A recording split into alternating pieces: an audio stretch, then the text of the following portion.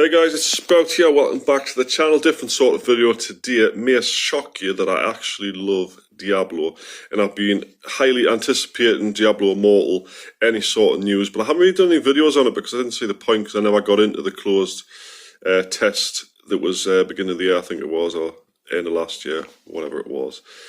But Diablo Immortal has now moved into closed alpha, bringing the Crusader class and 48-man raids. So I'm going to talk about that a little bit in this video.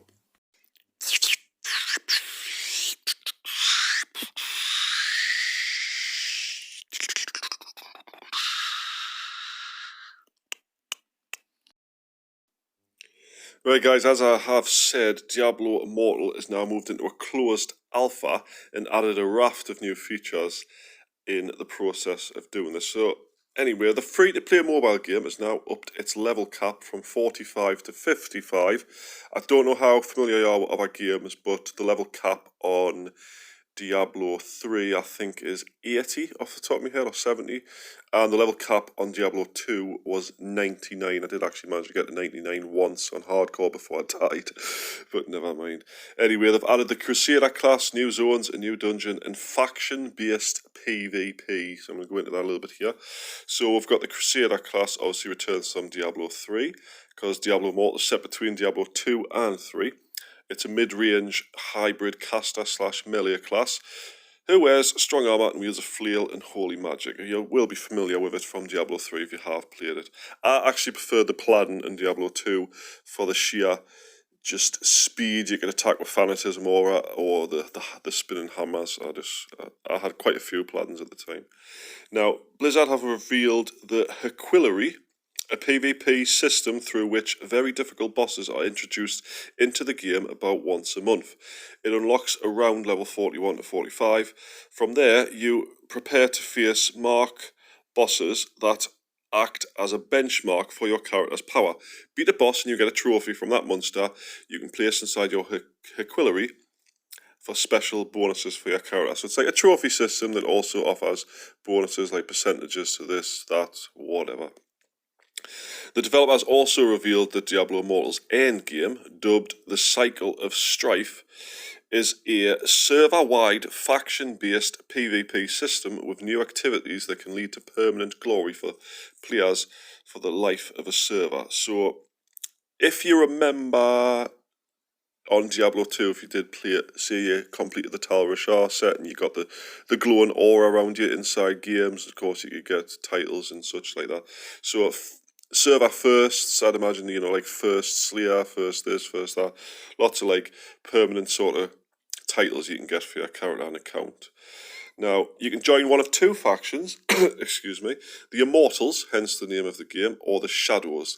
The Immortals are an elite group who defend Sanctuary against the demons. The Shadows are a group set to keep the Immortals on their toes, so they never grow complacent. If you decide not to join one of the factions, you're dubbed an adventurer.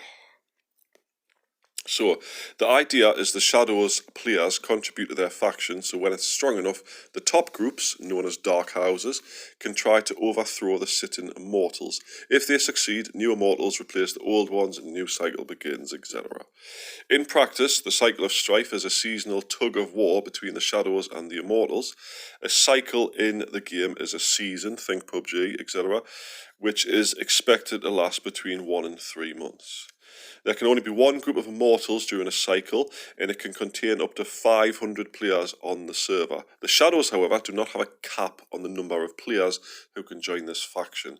Blizzard has gates in place to control how frequently a new Shadow can be created. So, obviously, it looks like Shadows themselves are going to be the bad guys. So think World of Warcraft, etc. You've got Alliance versus Horde, but imagine there was like a limited amount of Horde players sort of thing. Now, as an Immortal, your ultimate goal is to hold on to your position for as long as you can. As a Shadow, your ultimate goal is to overthrow the current Immortals and become the elite on the server yourself. So, just disregard what I just said. Basically, everybody's a Shadow, but there's 500 Immortals, and all the Shadows want to become the Immortals, basically. And there's only 500 per server, and once you get it, you have to keep a hold of it. So along the way, you have access to activities and rewards specific to the faction you've chosen to join. The mortals have access to the Wall of Honour, which all players can view in Westmarch. This preserves the accomplishments of all the immortal leaders and their 4 lieutenants, along with their banner, whatever that means.